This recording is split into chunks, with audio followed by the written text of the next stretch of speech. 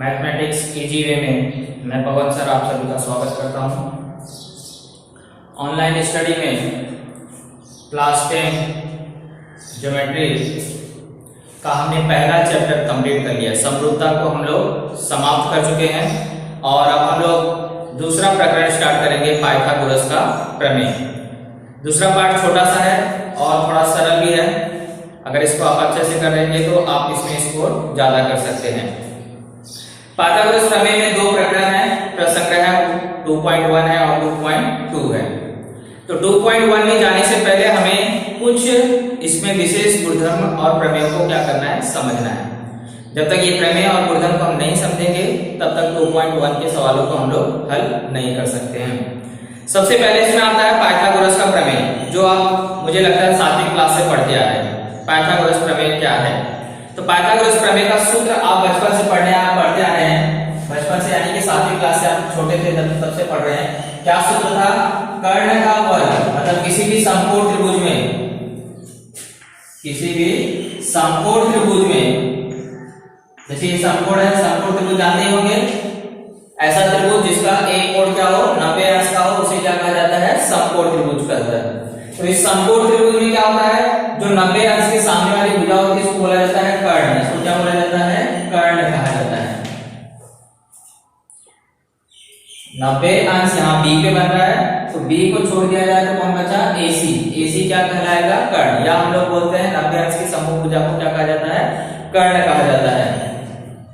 और ये आपको पहली भुजा हो गई और ये क्या हो गई? दूसरी भुजा हो गई। पहली भुजा दूसरी भुजा भी लेते हैं या हम लोग लंब और आधार भी लेते हैं, जैसा आपको उचित लगे उस तरह से हम लोग लिख सकते हैं। तो पाइथागोरस का प्रमेय का सूत्र क्या है? किसी भी समकोण त्रिभुज में जो सबसे बड़ी भुजा का वर्ग है वह अन्य दो भुजाओं के वर्गों के योगफल के बराबर होती है। फिर से मैं रिपीट करता हूं पाइथागोरस प्रमेय कि किसी भी समकोण त्रिभुज में सबसे बड़ी भुजा का वर्ग अन्य दो भुजाओं के वर्गों के योगफल के क्या होती है? बराबर होती है। तो सबसे बड़ी भुजा कौन होती है समकोण त्रिभुज में? कर्ण। कर्ण से बड़ी कोई भुजा इसमें नहीं होती है। तो सबसे बड़ा मान किसका आएगा? कर्ण का। तो इसमें आपको बोला है जो कर्ण का वर्ग है वह हमेशा बराबर होता है दोनों भुजाओं के वर्गों के योगफल के, यानी कि पहली भुजा का वर्ग धन दूसरी भुजा का वर्ग।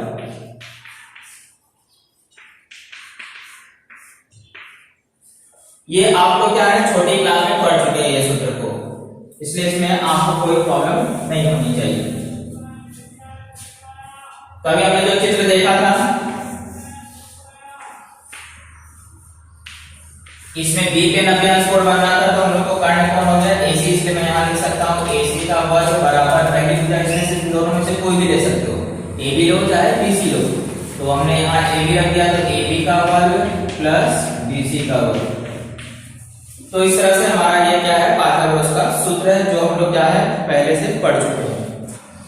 3 संख्याएं दी रहेंगी और आपको पता करना रहेगा ये पाइथागोरस के त्रिक है या नहीं। ये सवाल भी आपने किया है 7वीं में 6वीं में, तो उस पे आधारित हम लोग सवाल क्या करेंगे बाद में देखते हैं। अगला आपको गुणधर्म है 30 60 90 का प्रमेय, जो आपने 9th में पढ़ा था।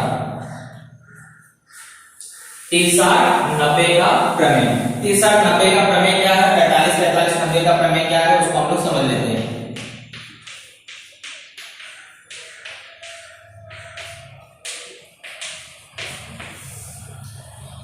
तीस 60 90 का प्रमेय इसका नाम क्यों पड़ा है? क्योंकि इसमें जो कोणों के माप रहेंगे वह यही माप रहेंगे। एक कोण 30 अंश का रहेगा, एक 60 अंश का रहेगा और एक 90 अंश का रहेगा, इसलिए इसका नाम ही पड़ा है 30 60 90 का प्रमेय। जब भी किसी त्रिभुज में 30 60 90 दिखा तो इसका मतलब समझ जाइए कि उसमें 30 60 90 का ही प्रमेय आपको लगाना है। तो 30 60 90 का प्रमेय में क्या कहा गया है उसको हम लोग समझते हैं। जैसे मान लीजिए आपको ये त्रिभुज है PQR, 90 अंश क्यू पे बन रहा है, तो इसमें आपको सूत्र दिया गया है। क्या सूत्र है कि जो 30 अंश की समूह भुजा, मान लीजिए यहाँ पे 30 अंश कोण बन रहा है और यहाँ पे क्या बन रहा है? 60 अंश। तो 30 अंश की जो समूह भुजा है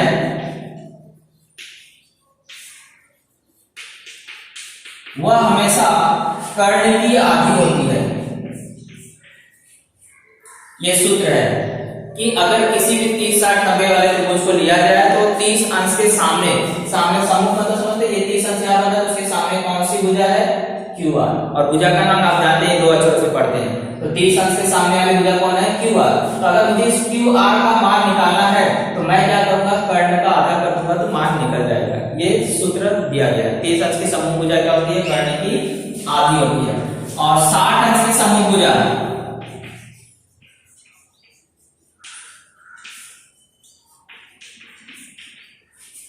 कर्णी में 3/2 गुणे कर्ण, ये सूत्र है।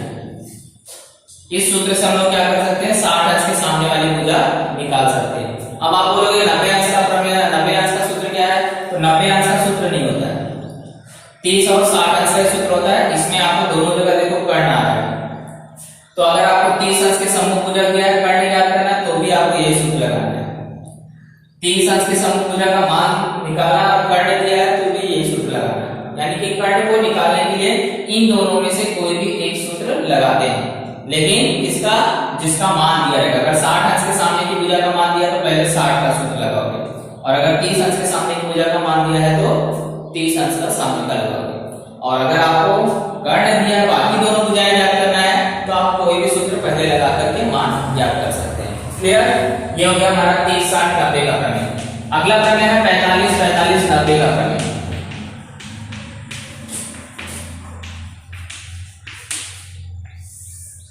45, 45, 90 मतलब इसमें कोणों के मापने से रहेंगे 45, 2 45 अंश करेगा और 1 90 अंश करेगा।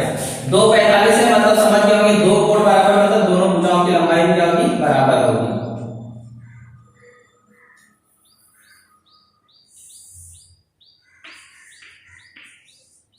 जैसे यहाँ B पे 90 अंश कोण बन रहा है, अगर यहाँ 45 अंश है और यहाँ 45 अंश है, तो इसका मतलब है कि ये दोनों भुजाएं क्या होंगी? आपस में बराबर होंगी, क्योंकि जिन त्रिभुज के जितने कोण बराबर होते हैं उतनी भुजाएं भी बराबर होती हैं। तो उनके सामने 45 अंश है, ये 45 है, मतलब ये दोनों भुजाएं क्या होंगी? बराबर होंगी। और अगर इन दोनों भुजाओं में का मान निकालना रहेगा तो उसका सूत्र दिया गया है 45 अंश की समूह भुजा बराबर 1/कर्णी 2 गुणे कर्ण होता है।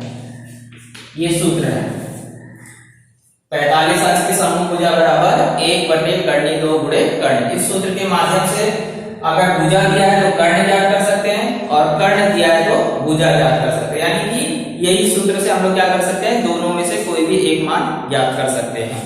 क्लियर? तो ये दोनों को नोट कर लीजिए। समरूपता और समकोण त्रिभुज, अगला हमारा टॉपिक है समरूपता और समकोण त्रिभुज।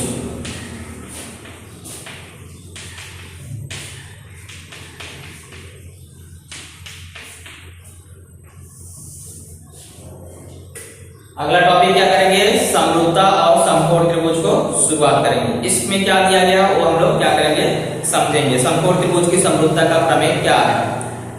समकोण त्रिभुज की समरूपता का प्रमेय, इस प्रमेय में ये बोला गया है कि अगर कोई भी एक समकोण त्रिभुज है और उस समकोण शीर्ष बिंदु से अगर हम कर्ण पे क्या करते हैं, शीर्षलंब खींचते हैं। क्या करते हैं?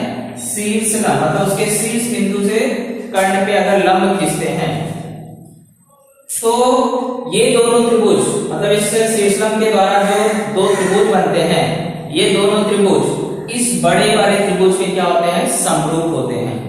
यानी कहने का मतलब है कि पहला त्रिभुज, दूसरा त्रिभुज और तीसरा त्रिभुज, तीनों त्रिभुज परस्पर क्या होंगे, समरूप होंगे। ये इसको बोला जाता है समकोण त्रिभुज की समरूपता।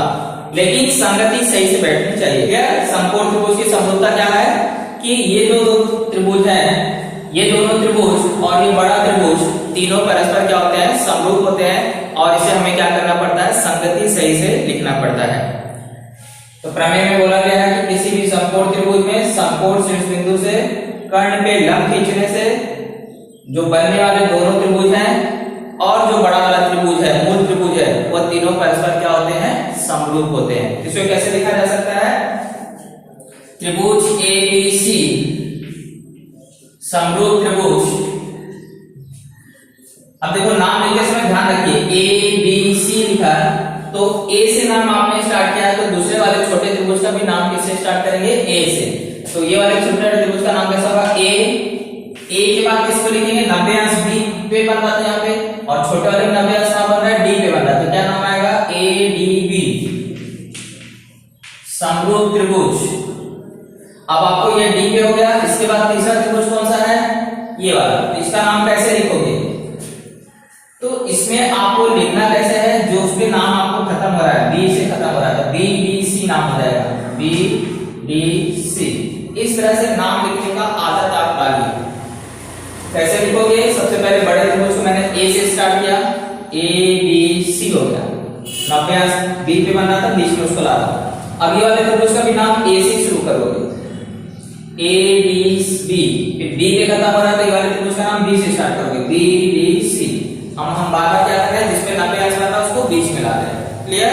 तो इस तरह से समकोण त्रिभुज की समरूपता लिख करके यहाँ पर तीनों त्रिभुज को समरूप बताया जाता है। और इसके बाद अगर आपको जो सिद्ध करना है वो हम लोग इसके द्वारा सिद्ध कर सकते हैं, या भुजा का मान ज्ञात करना है तो भुजा का मान ज्ञात।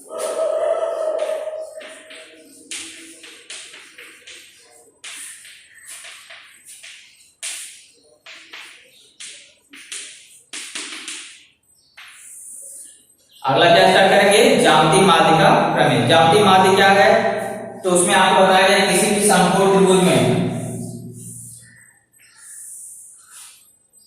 अगर हम समकोण शीर्ष बिंदु से कर्ण पे लंब खींचते हैं, तो ये जो शीर्षलंब है ये कर्ण के दोनों भाग का क्या होता है, ज्यामितीय माध्य होता है।